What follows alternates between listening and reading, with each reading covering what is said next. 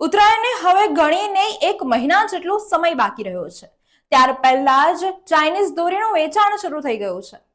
પાદરા પાસે વડુ પોલીસે ચાઇનીઝ દોરી ઝડપી પાડી છે। ઇન્ડિયામાં ચાઇનીઝ દોરી પર પ્રતિબંધ છે, તેમ છતાં ચાઇનીઝ દોરીના કારણે હજારો લોકોના જીવ જોખમમાં મુકાય છે।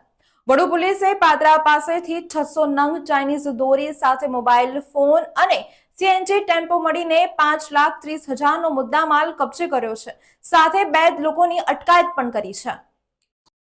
પાદરામાં ઉત્તરાયણ પહેલા જ ચાઇનીઝ દોરી ઝડપાઈ ગઈ છે। વડુ પોલીસે 2 લોકોની અટકાયત કરી છે। વડુ પોલીસે mobile phone, CNG tempo, Chinese દોરી સહિત 5,30,000 રૂપિયાનો મુદ્દામાલ કબજે કર્યો છે।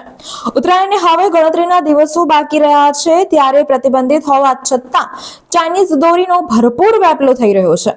પાદરામાં ઉત્તરાયણ તહેવારના પૂર્વે ચાઇનીઝ દોરી ઝડપાઈ છે। વડુ પોલીસે 600 નંગ ચાઇનીઝ દોરી ઝડપી પાડી છે।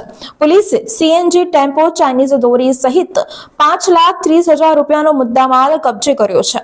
વડુ પોલીસે ચાઇનીઝ દોરી વેચવાના ગુનામાં સંદીપ કાંજીભાઈ જાદવ ડબકા અને જયેશ ગણપતસિંહ પઢિયાર નરસિંહપુરાની ધરપકડ કરી છે। આખા દેશમાં ચાઇનીઝ દોરી ઉપર પ્રતિબંધ છે, તેમ છતાં દેશભરમાં છુપી રીતે તેનું વેચાણ થઈ રહ્યું છે। દર વર્ષે આ ચાઇનીઝ દોરીથી હજારો પક્ષીઓ અને અનેક લોકોના મૃત્યુ થતા હોય છે।